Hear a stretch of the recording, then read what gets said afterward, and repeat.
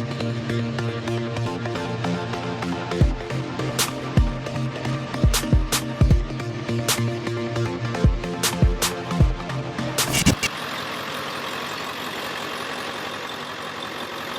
it going, guys? Welcome to the Always Up Too Late channel. My name is Jonathan, and today we're gonna have an F250 day. We have a set of rugged liners for the underside of the F250.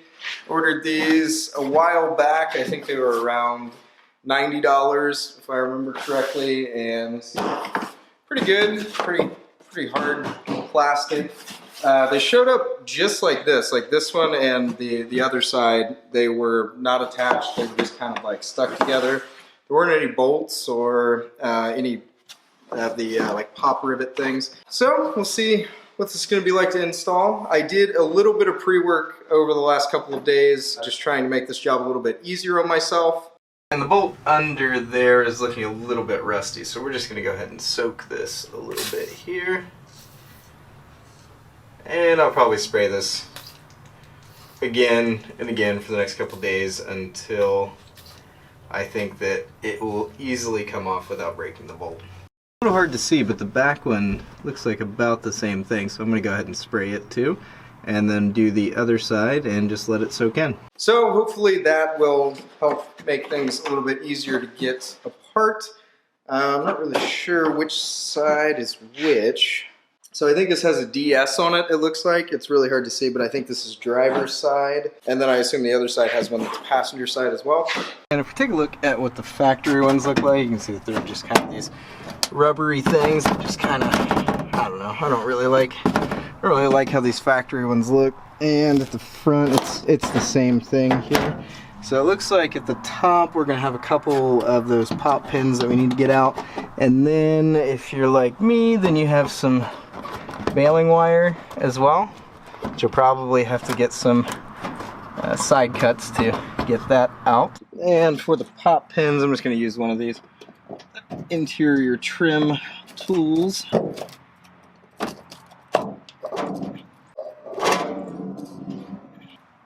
Okay.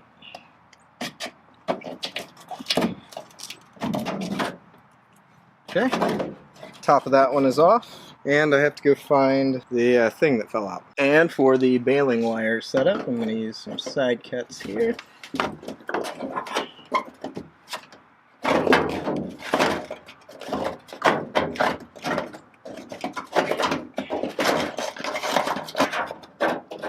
And that one is loose as well.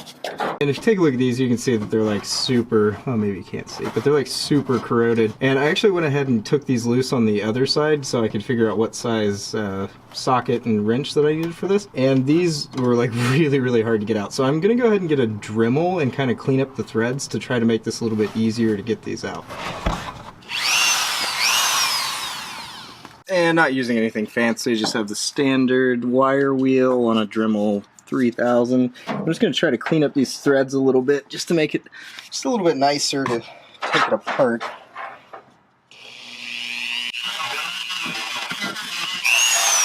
Probably use a flashlight.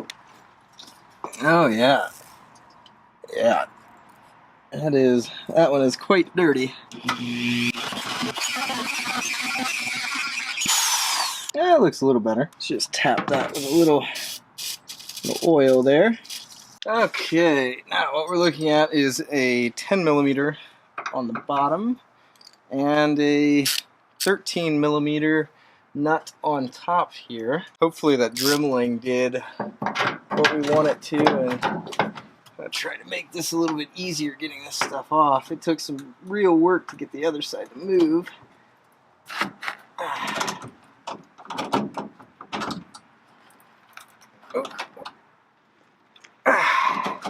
Nope, not yet. I'm really trying to avoid cutting these bolts off because I just want to reuse what was there. But if we can't get these to move, I'm definitely going to cut these off. Ooh. Got it to move the opposite direction there. Maybe that's a good sign.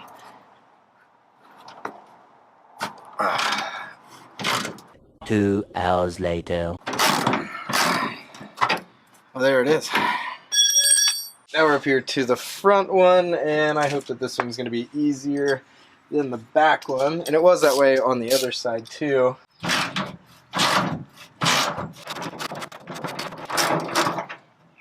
Alright.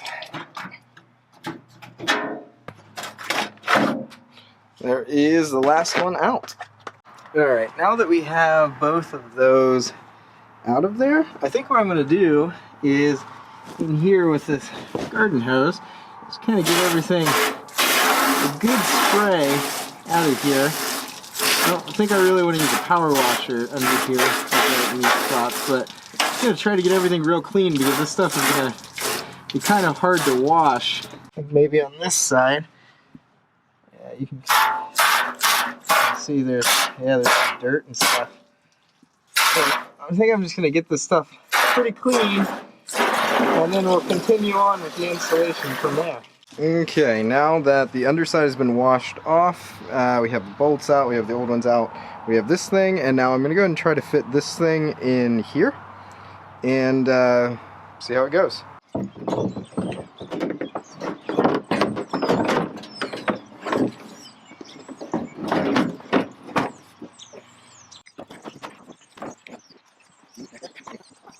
I have it kind of in there, but see this lip is kind of hanging down, so I'm going to try to work this lip up behind the lip of the bed here.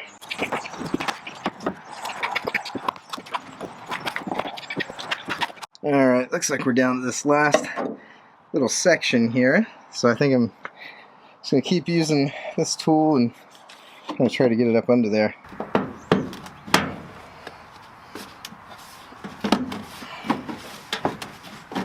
Alright, well, I mean, it's tucked in there. I mean, it feels pretty good. Feels like it's not going to come out. I mean, I think that part was a little bit harder than what I was expecting, actually. But I think now we can just go ahead and put the bolts back in either side here. There we go. Yeah, you can kind of see there's like this molding part here that should fit with this, but that is quite far away from each other, so I'm going to have to figure out how to get the bolt back in this thing to clamp this thing tight. Okay, I used a little bit of persuasion going up through the hole, just kind of tweaking it like this, and I think these things will line up now. Yeah, I can definitely get a thread started on that. Finally. Like that.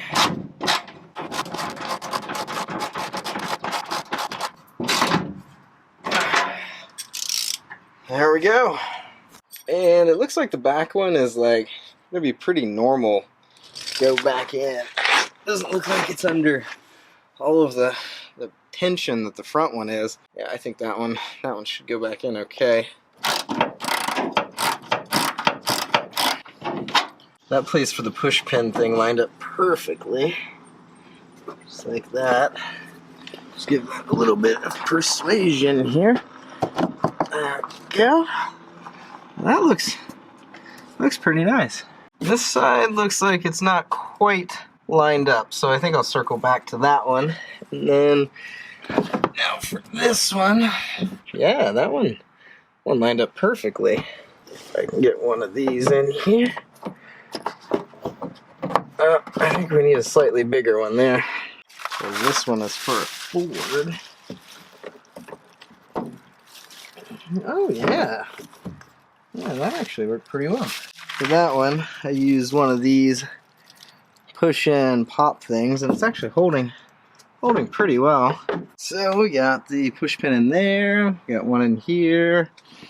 Just had to wiggle that one in a little bit, but it did end up going in.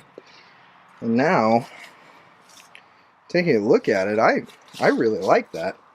I think that looks way cleaner than the factory ones. And coming around to the driver's side, you can see that I already got this one done as well. I did that one off camera. I mean, on the driver's side, this part kind of flops out a little bit, but it's because the brake cable, the parking brake cable is back here. I think I probably would have liked that to be back a little bit more. I'm gonna have to keep an eye on this and make sure this doesn't cause any weird wear spots or anything, but I like the way those look. I think those are way cleaner. Walking around it, I mean, Oh man. Yeah, I love the fender liners. I think that those should have been on there from the factory, I think. And we are back in the garage, and the rugged liners are installed. I took it out for a drive just to feel things out, make sure there weren't any new noises that didn't exist before, and seemed to be doing pretty well. I didn't find any mud along the way to test them out, but I mean, we'll just see how it goes. I mean, they seem to be just fine, and looks like pretty good install. So I will go ahead and leave a link in the description below of the liners themselves, and I will catch you guys in the next video.